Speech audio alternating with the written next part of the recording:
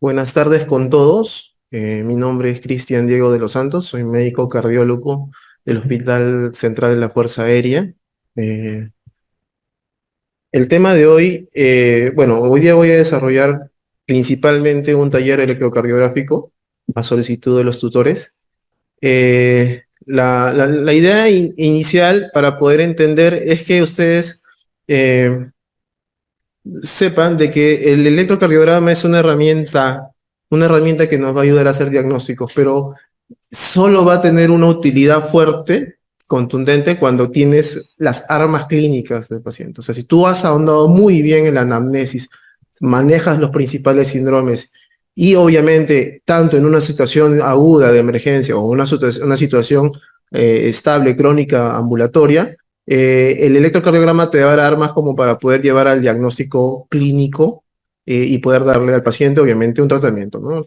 Una de las cosas importantes que nosotros hacemos los cardiólogos es estimar siempre riesgos, ¿no? Entonces, vamos a ver que usualmente en un paciente que tenga alguna molestia, pero con un electrocardiograma al reposo totalmente normal, nos va a alejar la posibilidad, obviamente, de que tenga algún tipo de cardiopatía estructural, ¿no? Obviamente pueden aparecer paroxísticamente algún tipo de enfermedad que no se van a dar justo en esos 10 segundos que va a durar el electrocardiograma, pero justo volvemos a la parte inicial diciéndoles que la principal herramienta es cuando existe una buena correlación entre la anamnesis y la toma de este examen auxiliar. Bien, entonces vamos a comenzar. Entiendo de que están en una etapa de preinternado y va dirigido principalmente al auditorio de este nivel. Entonces, el electrocardiograma va a ser el registro gráfico de los potenciales eléctricos, ¿ok? Entonces vamos a entender que todos los fenómenos que van a pasar dentro de la célula miocárdica, tanto la célula automática como la célula muscular, va a ser regido por diferencia de potenciales, diferencia entre la cantidad de iones que están entre la parte interna y la parte externa de la célula. Y esta fuerza y esta diferencia de potenciales, lo que al final me va a dar es el gráfico, ese bien conocido como que se llama, o han visto ustedes, que es el gráfico del potencial de acción. Entonces, cuando existe esta diferencia de carga eléctrica, va a marcar un fenómeno eléctrico principalmente llamado despolarización o repolarización. Y esta secuencia de fenómenos va a poder ser registrado mecánicamente, en todo caso, en una cinta, y a eso lo vamos a denominar electrocardiograma, ¿no? Entonces, necesitamos obviamente electrodos metálicos, necesitamos que el paciente no haya mucha impedancia, no haya ninguna irregularidad en las extremidades, que tenga también una pared torácica de condiciones limpias, ¿no? Obviamente que no haya poca grasa, que no haya muchos vellos. Y también este registro tiene que ser amplificado para poder dar una muy buena señal, ¿no? Las partes del electrocardiograma son las que ustedes ven ahí: un amplificador de señales, un galvanómetro, que va a ser el cursor que va a empezar a imprimir para dar un buen sistema de inscripción, y también un sistema de calibración para alejar obviamente los ruidos y también para poder graficar bien la secuencia de las señales. Algo de electrofisiología básica, vamos a detenernos en esta diapo, porque cuando nosotros entendemos de que el electrocardiograma va a ser la secuencia de fenómenos eléctricos que pasan dentro de la célula, vamos a recordar de que el corazón va a tener un sistema de conducción autonómico. Entonces, las propiedades de este sistema de conducción autonómico una de ellas es la propiedad del corazón para generar su propio estímulo. ¿Recuerdan? A diferencia de otras células en las distintas partes del cuerpo, el corazón tiene la propiedad de poder generar su propio estímulo para obviamente poder tener una generación de impulso y una contracción adecuada. Recuerden que antes del fenómeno mecánico, de lo que ustedes van a recordar en sus clases de fisiología, antes de la sístole y la diástole, que son fenómenos del ciclo cardíaco mecánicos, previo a esto va a estar el fenómeno eléctrico.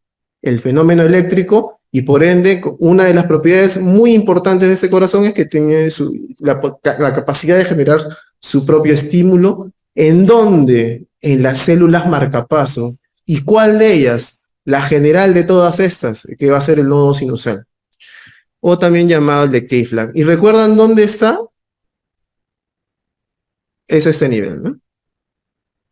Entonces, en la desembocadura de lo que es la vena cava superior, vamos a encontrar el nodo sinusal. Un grupo de células que van dentro de estos sectores van a tener sus células de marcapaso. Acá se va a generar el impulso. Acá, este es el grupo de células que va a comandar la conducción eléctrica desde la aurícula derecha hasta el final de las células ubicadas en el ventrículo a nivel subendocárdico, a través de las fibras de Purkinje. Entonces, esta es la célula, o este es el grupo de células que va a comandar toda la conducción del corazón. Obviamente, cuando está sano. Obviamente, cuando está en todo su potencial. El segundo al mando es el nodo aurículo-ventricular. Le llaman de Ascot-Tawara también, ¿no? Entonces, este nodo AB también es importante porque es el que va a recibir las señales de nodo sinusal. Y es la que a través del haz de His va a llegar al septum interventricular y luego al sistema His-Purkinje. Entonces, también es importante porque este nodo AB, que está ubicado en el suelo de la aurícula derecha, cerca y próximo al velo septal de la tricúspide, cerca al origen y al origen del seno coronario, a este nivel va a penetrar el tabique interventricular y luego va a formar lo que es el haz de His. Si no existiera este nodo AB, que una de sus propiedades principales es el enlentecimiento de la conducción, la aurícula derecha, o en todo caso, las aurículas y los ventrículos se contrajeran simultáneamente. Entonces, para nosotros tener un orden adecuado entre contracción y relajación, entre las cavidades auriculares y ventriculares, se necesita ese enlentecimiento que existe a nivel del nodo aurículo-ventricular. Entonces, una de las principales funciones es esa. Entonces, ahora, dentro de esto también una pepa más, es que el sitio anatómico que existe en relación al nodo AB, porque recordar que esto no es, si ustedes recuerdan sus clases de anatomía, no es que uno empieza a disecar al corazón y ve directamente dónde están estos grupos de células, porque estos van a ser entes que van a estar por debajo de los tejidos que se va a ver en el endocardio. Entonces, una forma de los electrofisiólogos para poder ver es el reparo anatómico llamado triángulo de Koch a nivel del nodo AB. Entonces, dentro de este triángulo de Koch que va a estar formado a este nivel por las estructuras que le comenté, ahí se va a encontrar el nodo auricular. Entonces, tenemos que ahí va a haber un enlentecimiento, le da tiempo para que haya una buena contracción y vaciada por parte de la aurícula para que llegue a su ventrículo. Después de esto, nosotros vamos a pasar a tener la estructura del haz de His y con sus ramas, tanto derecha con su rama izquierda. La rama izquierda inclusive va a tener dos fascículos, un fascículo anterior y un fascículo posterior, terminando a nivel de las fibras de Purkinje, a nivel del subendocardio. Entonces, ¿por qué es importante conocer un poco de esto? Porque nosotros vamos a ver que las células de marcapaso se van a situar acá. Si no existe un buen sistema de conducción, va a haber células de marcapaso en cada estructura de fibra nerviosa que hemos graficado. Obviamente, cada célula de marcapaso situada por debajo de esta va a llegar a comandar a una frecuencia diferente a la frecuencia que se origina a nivel del nodo sinusal. Es por eso que, por ejemplo, si existe un problema a nivel de todas estas estructuras, y la frecuencia que nosotros podamos encontrar en un electrocardiograma es una frecuencia de 30 latidos por minuto y complejos anchos, pues nosotros podemos pensar de que los puntos de escape se van a originar al nivel terminal, al nivel ventricular, a nivel del sistema His-Purkinje, ¿ok? Entonces, Eso es una de las cosas que tenemos que tener al tanto para poder entrar al mundo del electrocardiograma. Una de las cosas que también deben entender un poco es las formas de los potenciales de acción. Como le dije, el potencial de acción es un gráfico en donde nosotros vamos a tener una secuencia ordenada de cómo van a movilizarse los iones entre la parte intracelular y extracelular. Si ustedes me dicen cuáles son acá dentro de estos potenciales de acción, lo que va a diferenciar unos trazados de otro, ustedes van a ver estas pendientes, ¿no? Por ejemplo, miren las pendientes que se van a dar a este nivel que es totalmente plano, y miren lo que se va a dar a este nivel. Estas estructuras, estas pendientes que tienen mayor elevación, van a estar dados en el nodo sinusal y en el nodo auriculoventricular. Esto se va a diferenciar del resto de estructuras del sistema de conducción, porque justo acá, en estas células especializadas que están tanto en el nodo sinusal como en el nodo auriculoventricular, van a dar la propiedad del automatismo propio de... Si ustedes en algún momento le preguntan, ¿en qué fase y en qué células se produce la propiedad del automatismo del sistema de conducción cardíaco? Es tanto en el nódulo auriculoventricular como en el nodo sinusal. ¿En dónde? En la fase 4 del potencial de acción, a este nivel. Y si son más exquisitos y les dicen en qué tipo de canal iónico, principalmente en el canal iónico de tipo Fani. ¿Ok?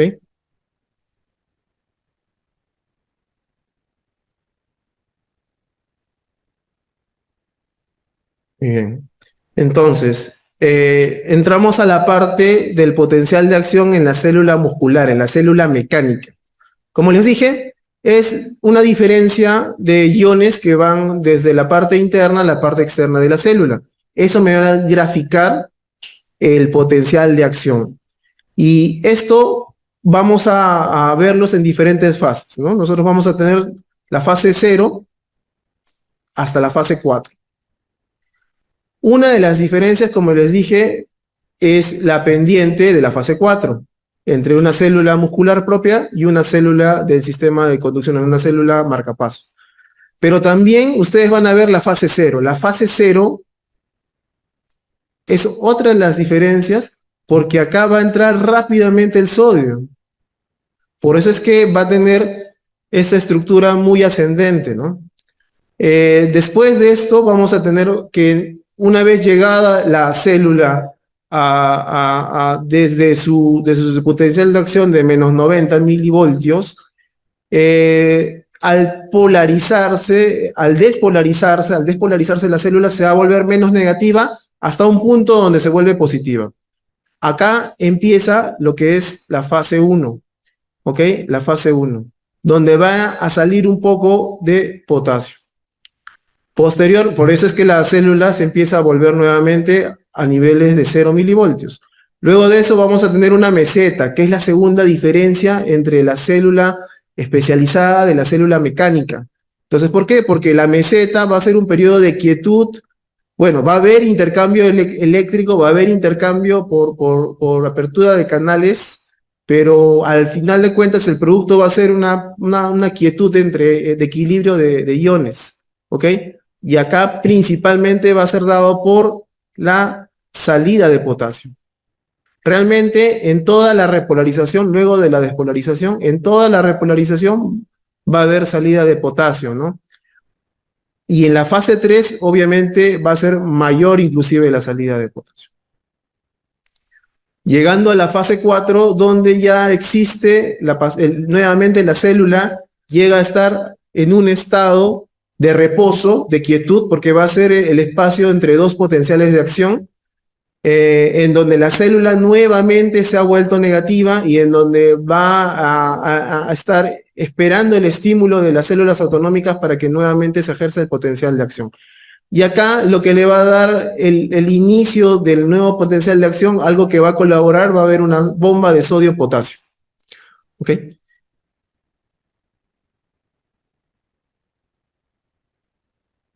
Otra de las cosas que tenemos que tener en cuenta es que cada secuencia de pasos que les he dicho hasta el momento va a tener una expresión en el electrocardiograma, si no, no estuviéramos hablando de esto, ¿no? Entonces, cuando existe el inicio del estímulo, el inicio del impulso nervioso acá en este grupo de células que es el nodo sinusal, por haces internodales vamos a llegar al nodo auriculoventricular. Pero recuerden que uno de los haces internodales es el haz de Bachmann, ¿no? Entonces, este haz lo que va a hacer es, va a darle impulso eléctrico de la aurícula derecha a la aurícula izquierda. Entonces, al momento de despolarizar ambas aurículas, se va a dar luego el fenómeno mecánico. Entonces, al despolarizar las aurículas, nosotros en el electrocardiograma vamos a graficar la onda P. Si ustedes me dicen cuál de ellas va a despolarizarse primero, por situación anatómica saben que va a ser la aurícula derecha porque el nodo sinusal se encuentra en la aurícula derecha. Después de esto, con sus otros haces internodales, vamos a llegar al nodo auriculoventricular.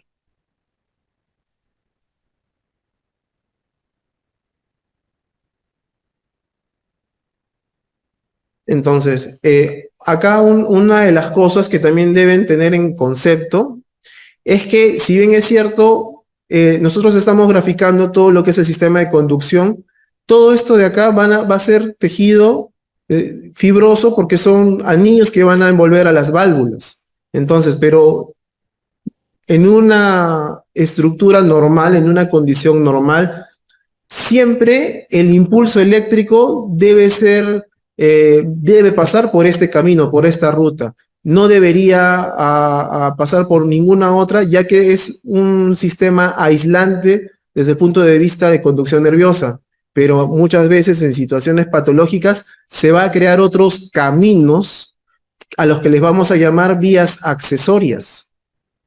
Eso como un punto para que nos sirva de referencia cuando desarrollemos síndromes de preexcitación. Entonces, estas vías accesorias van a ser otros caminos que uno lo va a tener oculto hasta que lo descubre, en donde se van a poder perpetuar o formar las arritmias. Después de pasar por el nodo AB, una de las cosas que tenemos que correlacionar con el electrocardiograma es que el intervalo PR, que es lo que vemos acá, va a ser expresión de la conducción desde el nodo sinusal hasta el nodo AB, antes de empezar la despolarización ventricular.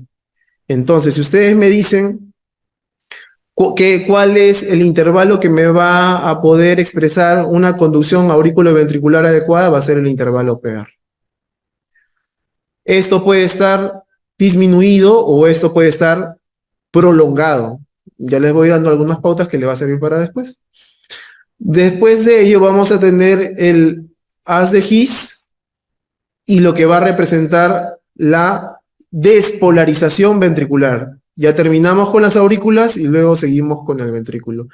Y la despolarización ventricular principalmente va a ser graficado en el complejo QRS.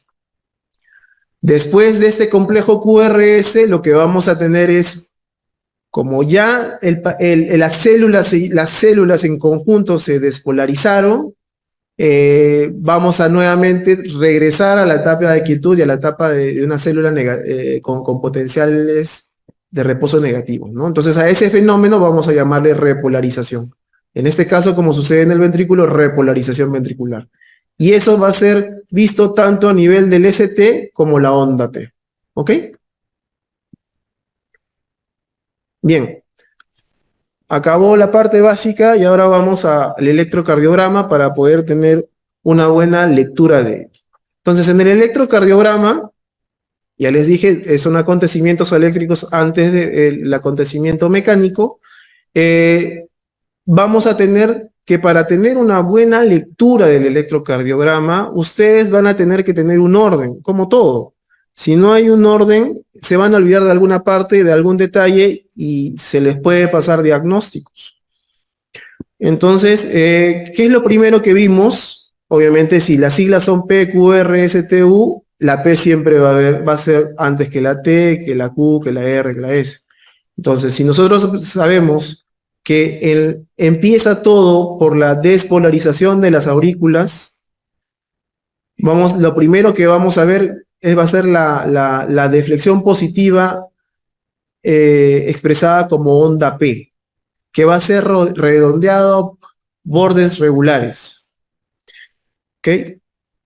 Después de eso, como les dije, viene lo que es el intervalo PR, que todo intervalo siempre va a contener ondas. Entonces, una de las cosas que ustedes tienen que ahorita tenerlo en cuenta es que en algún examen o en alguna pauta les pueden confundir ustedes intervalos con segmentos. Entonces, ¿cómo tú diferencias un intervalo a un segmento? El intervalo va a incluir ondas. El segmento va a estar del final de una onda al inicio de otra onda o complejo. O sea, no va a incluir a las ondas. Entonces, un intervalo famoso que conocemos es el que dijimos hace un ratito, es el intervalo PR, que me va a hablar de la conducción auriculoventricular. Tenemos el complejo QRS, tenemos que el complejo QRS va a ser dado la primera letra por la primera deflexión negativa, que va a ser la onda Q, la primera deflexión positiva, que va a ser la onda R, y la siguiente deflexión negativa, que va a ser la onda S. Esto va a acabar en un punto muy importante antes de empezar lo que es el segmento ST. Este punto va a ser el punto J. Doctor, ¿y por qué me habla del punto J? Muy importante el punto J porque cuando ustedes vean a pacientes con sospecha de síndrome coronario agudo, este cambio de nivel de la onda del punto J, sea ascendente o sea descendente, va a ser expresión de poder clasificar a este síndrome coronario como un síndrome coronario ST elevado o ST no elevado. Después de ello vamos a ver la onda T y finalmente a la onda U. Bien.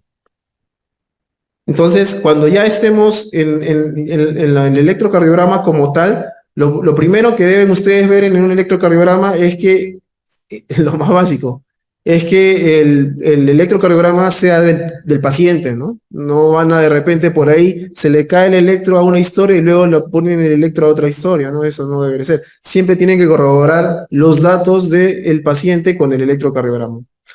Lo segundo que deben corroborar es cómo está calibrado. La calibración es muy importante. La calibración va a ser dos cosas: el voltaje y la velocidad. La velocidad va a ser de 25 milímetros por segundo. Y el voltaje vamos a ver dado por, va a estar dado porque 1 centímetro va a ser 1 milivoltio. Contando los cuadraditos hacia arriba, como vemos acá en este punto. Entonces, nuevamente tenemos acá el electrocardiograma, ya nos vamos familiarizando con los nombres, vamos analizando cada onda. El voltaje tiene que ser el adecuado, como les dije acá, ¿no? La velocidad y la amplitud del voltaje. Así debe estar calibrado tu electrocardiograma. ¿Por qué? Porque tú vas a contar cuánto mide cada onda, cuánto mide cada intervalo. Entonces, el valor que tú le vas a dar a esa medición ya está estandarizado para saber si es un patrón normal o anormal. Entonces, lo primero que debes ver es que eso esté bien calibrado a estos números. Hablamos nuevamente de ondas, complejos, otra onda.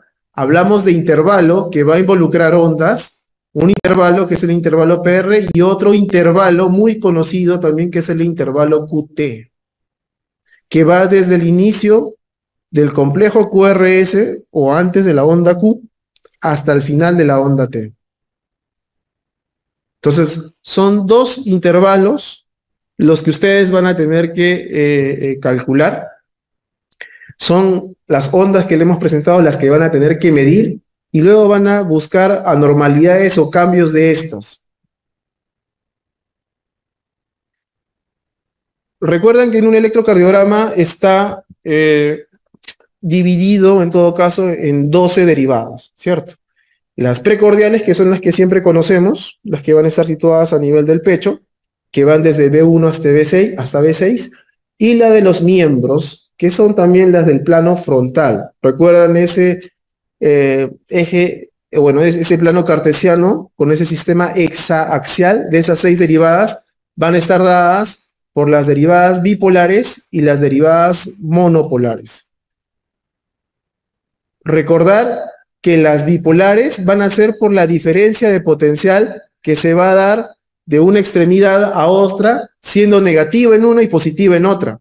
Y las monopolares van a ser dadas principalmente como referencia a un punto central del cuerpo hacia la derivada en razón, siendo el inicio o el punto del cuerpo negativo y hacia donde va la dirección del vector positivo.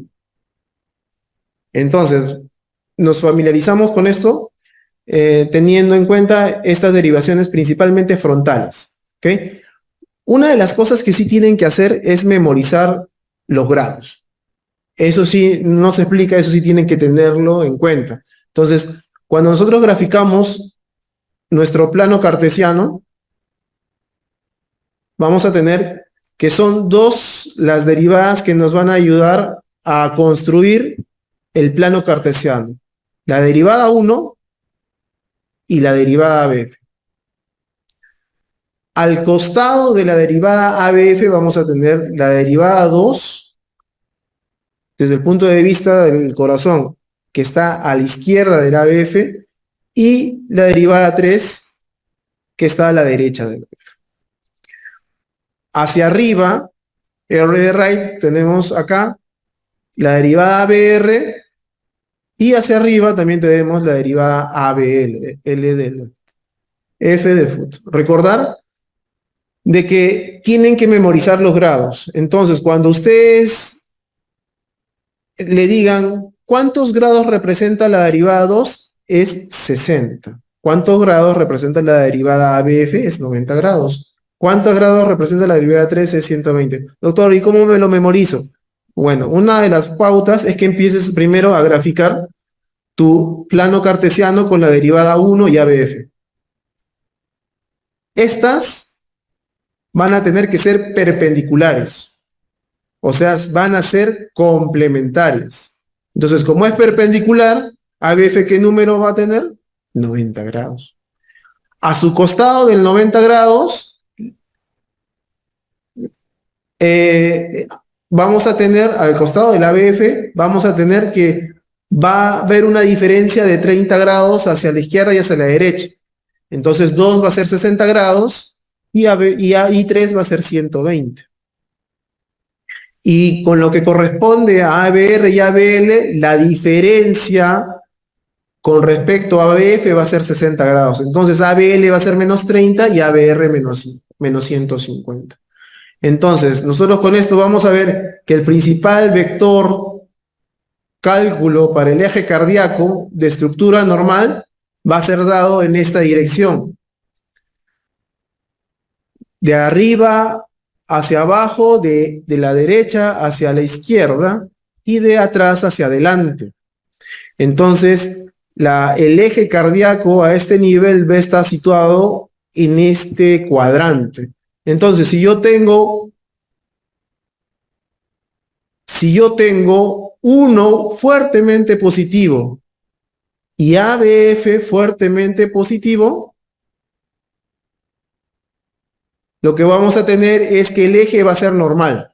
Entonces ustedes de forma fácil quieren sorprender al primero que te pregunta ¿cuál es el eje? tú ves 1 que es positivo y tú ves ABF que es positivo, fuertemente positivo, entonces el eje es normal. Se acabó la discusión. Después vamos a ver con la práctica del cálculo del eje. Le estoy dando unos conceptos preliminares. Luego de esto vas a ver al corazón ya en el plano en relación a las precordiales. Vamos a tener que vas a tener derivadas que van a estar del centro un poco hacia la derecha, que es B1, B2, unas que van a ver directamente al corazón en su cara anterior y otras que van a ver en su cara lateral. A este B1 y B2 también le llaman derivadas que están hacia la derecha, van a ver la cara anteroseptal del corazón. B3, B4 van a ver a la cara anterior del corazón y B5 y B6 van a ver a la cara lateral baja del corazón.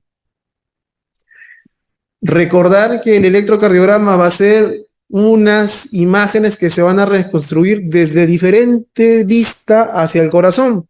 Por eso es que los complejos y las ondas no se van a ver igual en todas las derivadas. Se van a ver con mayor definición mientras más cercano esté a la derivada en razón. Y si te alejas, si alguna onda o un vector se aleja de esa derivada en razón, se va a ver negativa.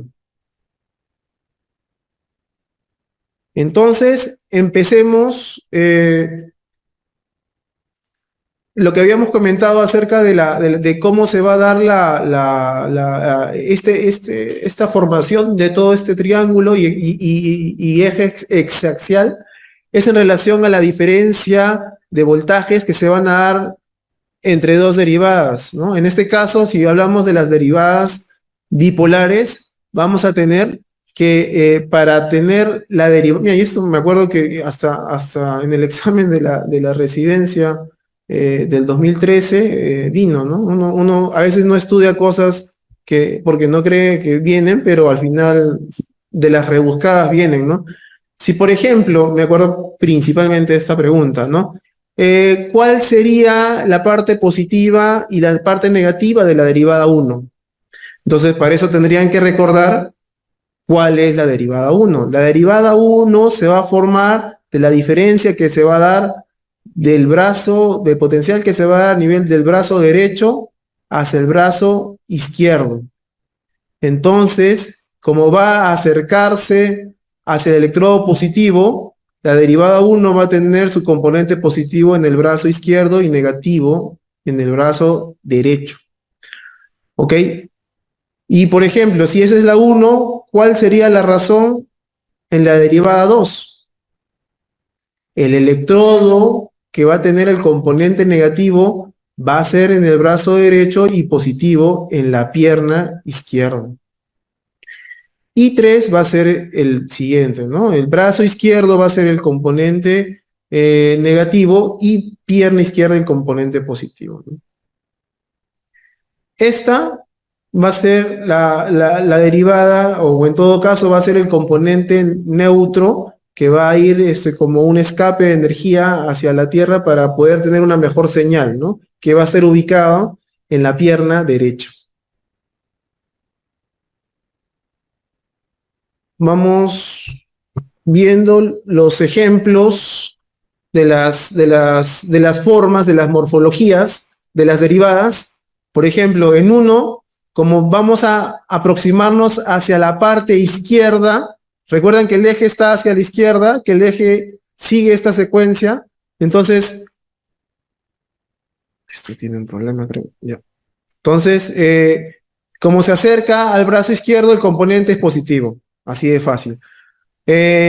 Como se va a hacer, como el 2 va a estar, va a tener esa dirección de brazo derecho a pierna izquierda y va a tener esta dirección, se va a ver mucho más positivo que inclusive el 1. Por eso es que el voltaje de la onda R va a ser mayor porque se va a aproximar con mayor alineación hacia el eje real del corazón. Y en la 3 va a ser algo parecido a la derivada 1, ¿no?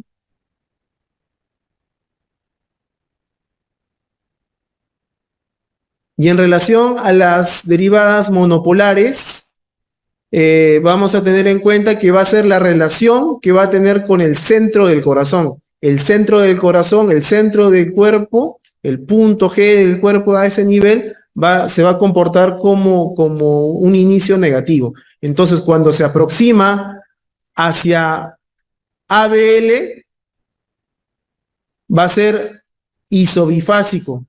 ¿Por qué, doctor? Porque si recordarán, el eje del vector, el que le va a dar la dirección a ese nivel, va a estar dirigido a este cuadrante, ¿no? Entonces, como esto va a ser perpendicular a ello, la diferencia de las zonas positivas y negativas va a ser, y este término van a empezar a familiarizarse, porque cuando calculemos el eje, nosotros lo que vamos a buscar es la isobifásica de las derivadas en las extremidades, en las derivaciones de las extremidades. El ABF, como está yendo hacia abajo, ¿qué voltaje va a tener? ¿Qué componente va a tener? Principalmente positivo. Y el ABR, como le está dando la espalda a lo que es la dirección principal de este eje, ¿qué componente va a ser en ABR? Negativo. Igual, vamos a ver la progresión ahora en las derivadas de precordiales. Van a ver que conforme se van a acercar a la parte izquierda del corazón, el voltaje de la onda R va a ser mayor. Y como ya B5 y B6 están a nivel a la línea axilar, va a ser menor que las derivadas anteriores a estas. Y como la onda S a este nivel está dándole la espalda a lo que es el eje central, va a ser mayor en las precordiales iniciales y va a ser menor en las B5, B6.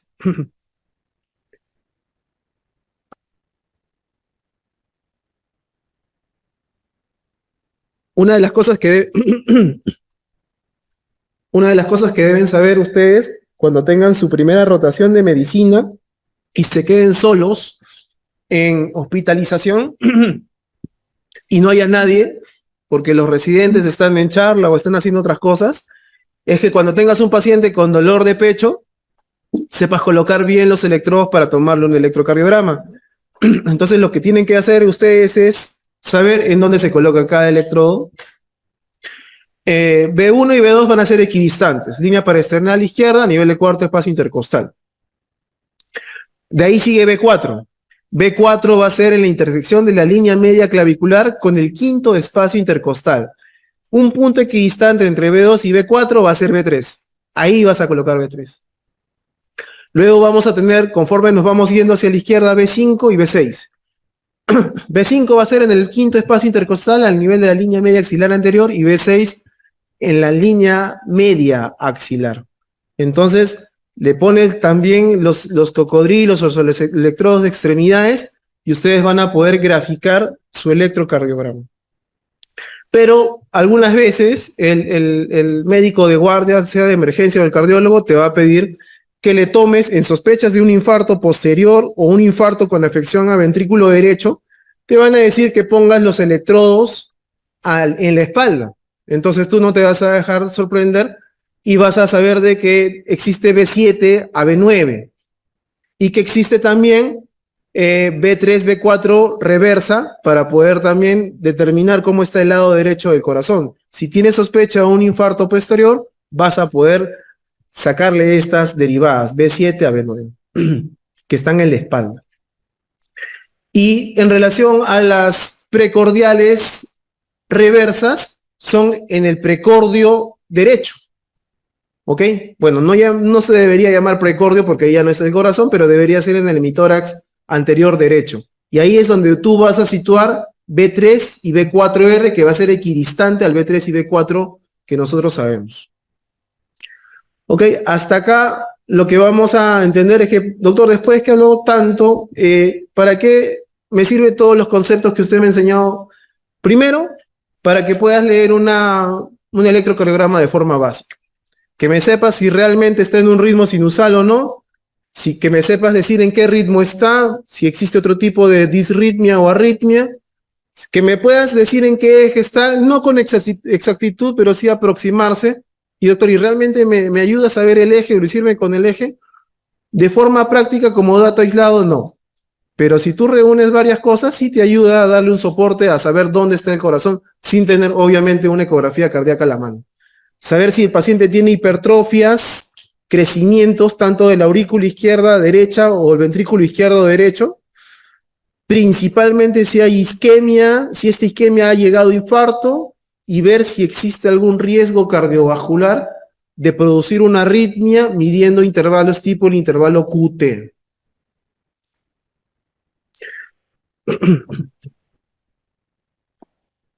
Entonces, en un EKG normal,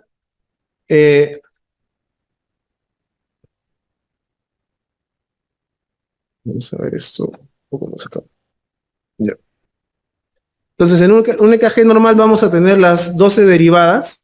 Lo primero que ustedes deben tener en cuenta es decirme si es un ritmo sinusal o no sinusal. El ritmo sinusal va a ser dado porque obviamente va a empezar en el nodo sinusal, que es el marcapaso del corazón. ¿Y qué características va a tener el ritmo sinusal? Número uno, tienen que enfocarse en la onda P. Doctor, ¿y en dónde veo mejor la onda P? En la derivada 2, en la derivada 2 de extremidades y también en la derivada 1. Entonces tú vas a ver que esta onda P sea bien graficada y sea positiva. Y tiene que ser bien clarita. Va a ser positiva en 1 y 2, va a ser negativa en ABR. Esta onda P va siempre preceder a un QRS, como ustedes ven acá, PQRS, PQRS, PQRS. Esta onda P va a tener que ser una sola la que precede al QRS. Si tú tienes dos ondas P y un QRS, ya no es un ritmo sinusal. Y que las distancias de los intervalos RR sean iguales. Va a soportar que siempre esté el diagnóstico de un ritmo sinusal, que siempre esté dentro de las frecuencias normales, ¿no? Si tienes un paciente con frecuencias menos de 30 o menos de 40, por más que esté en sinusal, sospechar que no necesariamente sea sinusal. Y si tienes frecuencias muy altas, más de 200, más de 180 latidos por minuto, también sospechar que por más que veas onda P, esa P no sea sinusal. Lo más probable es que en esa, si veas onda P, sea una taquicardia auricular. Una cosa más para que vean en un electrocardiograma es que pueden presentársela de esa forma, ¿no? Vas a poder ver todas las derivadas solamente en 3 canales. Hay algunas que la grafican en 12 canales. Ya de acuerdo a la marca del equipo que estén usando. Entonces ya sabes que es sinusal por las reglas que te acabo de decir. Segundo, tienen que calcular la frecuencia cardíaca. Doctor, hágala fácil. Ya, no te sabes los números de 300, 150, 175, 60, ya. Divides 1500 entre el número de cuadradito, chiquito y pequeño. ¿Ok? Entonces, si tú tienes acá, por ejemplo, de este QRS a este QRS, tenemos ¿cuántos cuadraditos? 1, 2, 3, 4, 5, 6, 7, 8, 9. 9 cuadraditos. Entonces tú divides 1500 entre 9 cuadraditos y te va a salir la frecuencia cardíaca. Esto vale solamente cuando el ritmo es regular. Dividir 1500 entre el número de cuadraditos. Con eso vas a calcular la frecuencia cardíaca. ¿Ok? La otra regla, como les dije, que no, a veces no es tan práctica, pero sí, si te lo aprendiste así, vale. Es que tú veas que un complejo coincida con una línea negrita del electrocardiograma y luego a cada línea que sigue después de esa tú le vas a poner un número. El primer número va a ser 300, el segundo número va a ser 150, el tercer número va a ser 100, luego va a ser 75, 50. Por ejemplo, acá está la frecuencia entre 75 y 60, disculpen. Entre 75 y 60 está acá, ¿ok? Entonces, ¿cuánto corresponderá a la frecuencia cardíaca? Lo que tienes que hacer es dividir 15 entre el número de cuadraditos, que va a ser 3. Entonces, cada latido, cada cuadradito acá va a ser 3 latidos. Entonces vas a tener 63, 66, 69 latidos por minuto. Entonces, la otra forma, que es la más fácil, divides 1500 entre el número de cuadraditos chiquitos. Eso siempre y cuando sea regular. Doctor, ¿y si mi paciente tiene fibrilación auricular? ¿Y si mi paciente tiene muchas extrasístoles? ¿Y si mi paciente, doctor, no logro calcularlo con ese método? ¿Cómo puedo hacer? Entonces, lo que ahí vas a hacer es tratar de calcular 6 segundos en tu trazo. Lo primero que ustedes tienen que, para ver el cálculo del eje ya con números o una aproximación a es que ustedes busquen la isobifásica de la extremidad. La isobifásica va a ser que la derivada en donde el componente eléctrico que va hacia arriba y el que va hacia abajo en relación a la isoeléctrica sean iguales. O sea, en clases de física lo que decían era que la sumatoria del valor absoluto sea igual a 0 grados. ¿Cómo es eso? Si acá es más 4 grados, más 4, o sea, más 4 cuadraditos hacia arriba, y acá menos 4, la sumatoria llega a 0. Entonces, eso es una isobifásica. Acá la isobifásica es ABL. ¿Ok? Lo primero que tienen que ver es eso. ¿Cuál es la isobifásica en la extremidad? La isobifásica es ABL. Lo segundo que tienen que recordar es que cada una de las derivadas van a correlacionarse con otras. ¿Por qué? Porque van a formar un 90 grados. O sea, quiere decir que va a ser su complementaria. Para 1, para 2 y para 3. ¿Cuál es la complementaria para 1? ¿Con quién forma 90 grados 1? ¿Con quién forma 90 grados 1? Sin miedo. ABF. Muy bien. Y esto quiero que lo recuerden porque así ustedes pueden graficarlo. La derivada 2, ¿con quién forma 90 grados?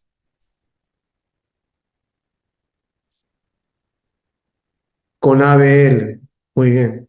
Y la derivada 3 forma con ABR. Entonces, si tú sabes que la isobifásica está en ABL, su complementaria o su conjugada es 2. Y lo que tenían que ustedes recordar es memorizar cuántos grados es 2. Entonces, tenemos que el eje se encuentra en 60 grados. ¿Bien? Y ahí terminó. La onda P va a ser la primera deflexión positiva, va a ser el inicio, va a ser en el nodo sinoauricular. Como les dije, la localización va a siempre preceder al complejo QRS. Recordar siempre la regla de los 2 cuadraditos y medio, tanto en duración como en amplitud. O sea que su duración no debe ser mayor a 0.10, algunos ponen 0.11, y en voltaje tampoco debe ser mayor a 0.25. La configuración va a ser redondeada y mirando hacia arriba, por encima de la isoeléctrica. Y como les dije, va a ser positiva en la mayoría de las derivadas, va a ser negativa en ABR, va a veces ser negativa en D3, no necesariamente siempre va a ser negativa, en ABF también puede ser negativa, y en B1 va a haber inclusive un componente con un componente positivo y un componente negativo. Pero el resto va a ser totalmente positiva. ¿Y en dónde vas a ver mejor la onda P? En la derivada 2 y segundo la derivada 1. Entonces ahí lo que ustedes van a ver en el gráfico es que justo cuando la despolarización de la aurícula derecha y la aurícula izquierda son en simultáneo sin ningún retardo, van a dar una sola onda P, que va a ser representación de ambas aurículas. Y en la derivación 1, como le vuelvo a decir, va a tener dos componentes pequeños, sin uno ser mucho más grande que el otro. ¿Ok? Porque va a ser expresión primero de la despolarización en la aurícula derecha y la segunda en la izquierda. Pero cuando existe crecimientos de la aurícula derecha como en la aurícula izquierda, esta onda va a crecer, va a cambiar.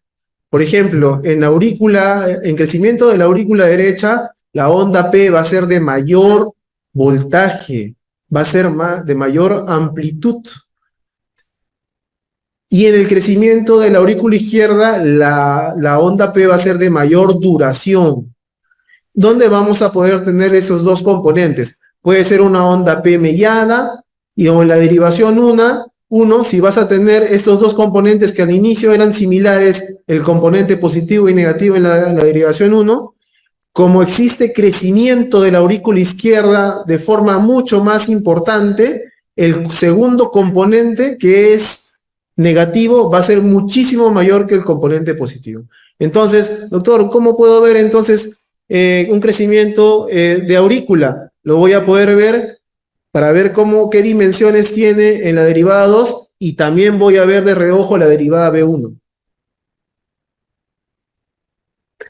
Después viene lo que es el intervalo PR, ¿no? Acá, a propósito, el gráfico se ha dibujado así para que no confundan intervalo con segmento. Este sería el segmento PR y este sería el intervalo PR. El intervalo PR va a contener ondas.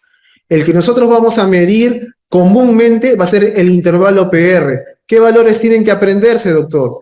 De 0.12 segundos a 0.20 segundos. Si yo tengo un intervalo menor a 0.12 segundos, por ejemplo, un intervalo de 0.08, ¿qué está pasando fisiológicamente en la conducción auriculoventricular? Por lógica. Va a ser, ya, sabes que al final va a estar relacionado con preexcitación. Ya. Pero lo que tienes que acordarte es que la conducción va a ser rápida. ¿Y por qué va a ser rápida? Porque no va a ir por el sistema de conducción usual. Y porque va a tener otros caminos que van a ser mucho más rápidos para llegar a este sistema de conducción y dar la vuelta.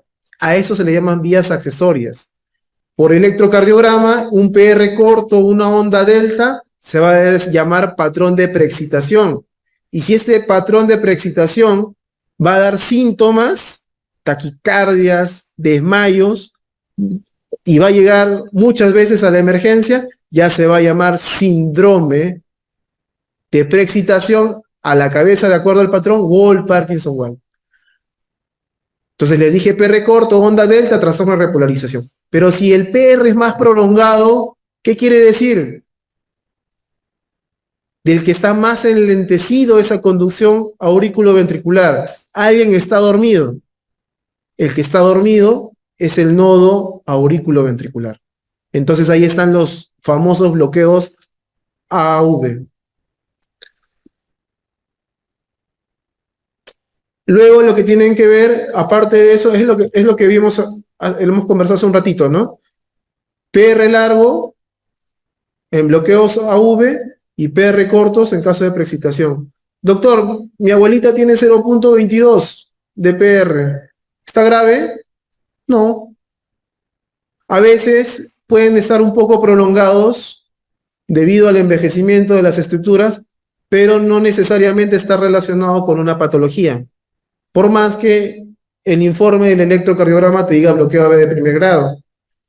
¿Cuándo llegaría a ser clínicamente preocupante un bloqueo AV de primer grado? Si es que se acompaña de síntomas, porque puede transformarse un bloqueo mucho más avanzado, un PR más de 0.28 segundos. Entonces, si el PR es más corto, estamos viendo de que no hay nadie quien lo detenga, está pasando por una vía más rápida, entonces existen algunas vías accesorias. Entonces vamos a tener que la conducción es mucho más rápida y el PR se va a cortar. Lo que pasa acá en este patrón electrocardiográfico.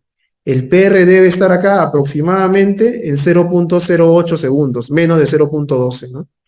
Pero acá también lo que me veo es esta pancita que le sale al momento de ascender la onda R, ¿no? Esto le llaman onda delta. Y los trastornos de repolarización que se van a dar secundarios a ello. Bueno, ese es el motivo, pero eso es para que se acuerden del intervalo PR. Complejo QRS, despolarización ventricular, ya le comenté en extenso anteriormente, saber que cada parte del QRS va a ser dado por una secuencia de activación vectorial de cada lado del ventrículo, principalmente del ventrículo izquierdo. El primer vector siempre se va a poner al vector principal de despolarización, que va a ser el primer vector de la despolarización a nivel del septum, que va a ir de izquierda a derecha. Segundo, principalmente en dirección al vector principal de despolarización hacia el ápice. Y tercero, las bases. ¿Por qué es importante saber un poquito de esto? Porque ustedes cuando grafiquen el QRS, la onda Q principalmente va a ser ese vector número 1, que es el vector septal. ¿Por qué? ¿Y por qué? Porque al alejarse del vector principal, al vector resultante, le va a dar la cara opuesta a este, por eso es que la deflexión va a ser negativa. Y dependiendo dónde yo me encuentre, el primer vector va a ser mayor su amplitud o voltaje. Entonces, el primer vector va a ser la despolarización a nivel septal. Por eso es que en el electrocardiograma de las precordiales va a ser graficado como una onda Q no patológica. Luego viene la gran despolarización del ventrículo, porque está dado principalmente por las estructuras que están a nivel del ápex y del ventrículo izquierdo, y segundo, lo de las bases. Eso quiere decir de que la onda S también se va a alejar un poco del vector resultante de la despolarización, y es por eso que va a dar un componente negativo. Y conforme yo me encuentre en cada derivada, voy a tener una imagen diferente del QRS, que es lo que les dije hace un rato, ¿no? Hay que entender también de que los QRS pueden ser diversos, porque van a tener diferente morfología. Por ejemplo, acá va a tener una Q minúscula, una R mayúscula y una S minúscula. Acá va a tener una imagen de RSR', siendo la R pequeña, minúscula. A esto le llaman también el patrón de bloqueo de rama derecha cuando está en derivada B1 y B2. Esta no tiene onda Q, por ejemplo, y va de frente a onda R mayúscula y onda S minúscula. Estas, al ser pequeñas, menos de 5 milímetros cada una, va a tener una onda RS minúscula. Esta no tiene ni R, no tiene ni S. Entonces a este le llaman Q, o también le llaman QS, porque fusiona la onda Q y la onda S. Esta es la onda R, onda S, esta es la QS como vemos acá, y estas también de acuerdo a la morfología. Complejo QRS, memorizar cuánto es la duración del QRS. ¿Por qué? Porque cuando ustedes vean un QRS que tenga una duración mayor a lo normal, ya estamos hablando de un QRS ancho. Entonces, ¿cuál es lo normal? Un QRS normal en una persona adulta es de 0.06 a 0.10 segundos. 0.11 y 0.12 puede haber un retardo en la despolarización. Nosotros, cuando no es específica, cuando no tiene una morfología típica, le decimos trastorno de conducción interventricular. Pero cuando ya el QRS mide más de 0.12 segundos, ya nosotros sabemos que el QRS es ancho y dependiendo de la morfología le podemos llamar bloqueo de rama completo bloqueo completo de rama derecha, bloqueo completo de rama izquierda. Saber del segmento ST, recordar que empieza en el punto J, recordar que este puede estar en una posición anormal, recordar que esto nos puede dar el diagnóstico de un síndrome coronario agudo. ¿Por qué? Porque si tú ves el punto J a este nivel, por ejemplo, ¿no? Nosotros en relación a la isoeléctrica, que es esta, vemos cuántos cuadrados está elevado el punto J si lo pongo a este nivel. Serían 2. Entonces, en elevaciones del punto J y segmento ST, más de 2 milímetros o más de 2 cuadraditos en por lo menos dos derivadas contiguas, con cuadro clínico característico, podemos decir de que se trata de un síndrome coronario ST elevado. Entonces, la norma es que este punto J puede estar elevado en B2 y en B3 hasta un cuadradito. ¿Ok? Dentro de lo normal. Pero si, por ejemplo, nosotros tenemos una elevación del punto J más de 1 milímetro en cualquier derivada, excepto B2 y B3, y que sean continuas con cuadro clínico característico, va a ser igual a un síndrome coronario agudo ST elevado. Pero doctor, y usted me ha dicho que hasta 1 es normal en B2 y en B3. Cierto. Para nosotros decir que en B2 y en B3 está elevado, como norma, tiene que ser más de 2. Ya, si ustedes quieren ser más exquisitos, podemos nosotros graficar si se trata de una mujer o si se trata de un varón. Si se trata de un varón mayor de 40 años o si se trata de un varón menor de 40 años.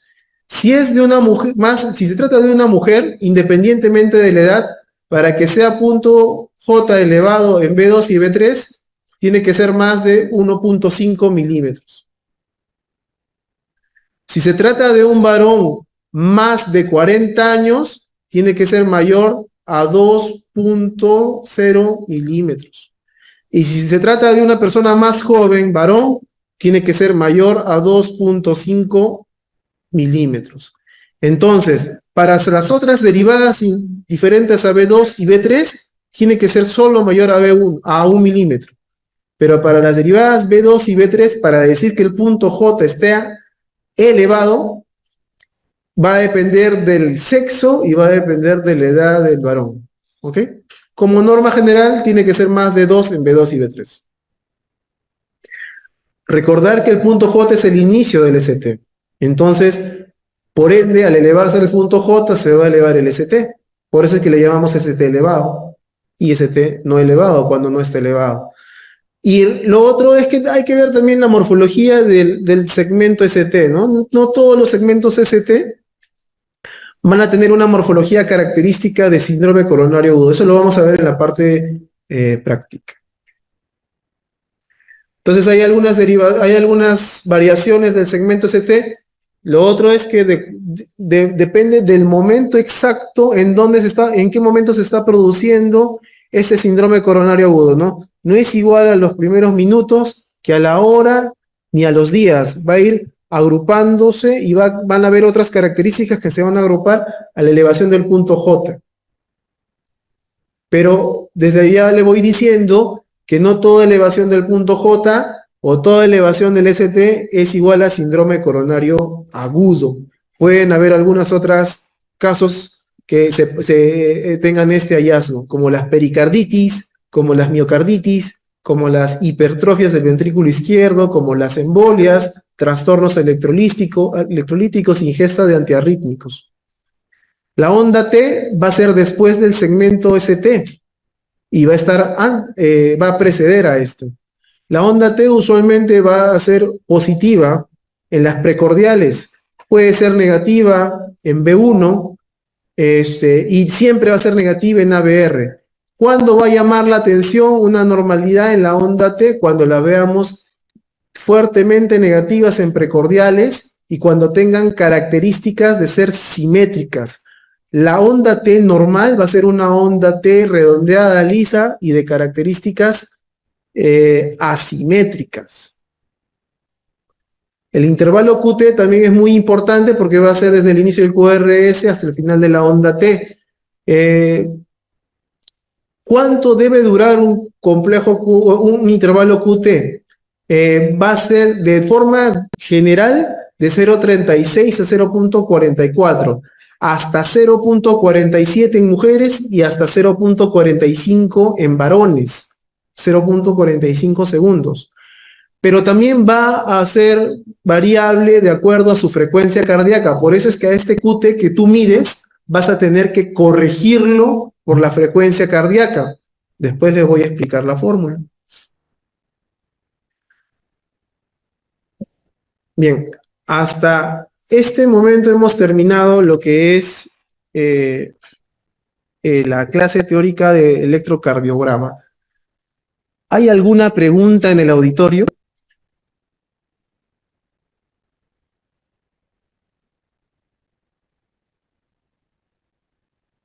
No necesariamente tiene que ser específicamente de electrocardiograma, puede ser una situación clínica que hayan tenido ustedes una duda en relación a la interpretación del electrocardiograma. Lo que le dijimos es que cuando es 0,10 a 0,12 puede ser un trastorno de conducción interventricular. O sea, va a haber una demora en la despolarización de 12 segundos y tienes morfologías típicas, patrones típicos en las derivadas. Nosotros los podemos llamar bloqueos completos de rama derecha y bloqueos completos de rama izquierda. Nadie se va a salvar del electrocardiograma, o sea, lo van a ver como internos, lo van a ver cuando sean residentes, no necesariamente de cardiología, lo van a ver cuando vayan a concursos de exámenes, y lo que nosotros llamamos acá atención primaria, en otros lugares funciona muy bien la atención primaria. Funciona muy bien, tanto que los diagnósticos para llegar al especialista lo hacen muy bien y dirigido, ¿no? Entonces, es algo que deberíamos dominar como médicos generales. Y una cosa para que no se olviden es tratar de relacionarnos. Bueno, hemos finalizado el taller con todos acá. Conmigo será hasta la próxima oportunidad. Cualquier duda me la hacen llegar. Eso sería todo.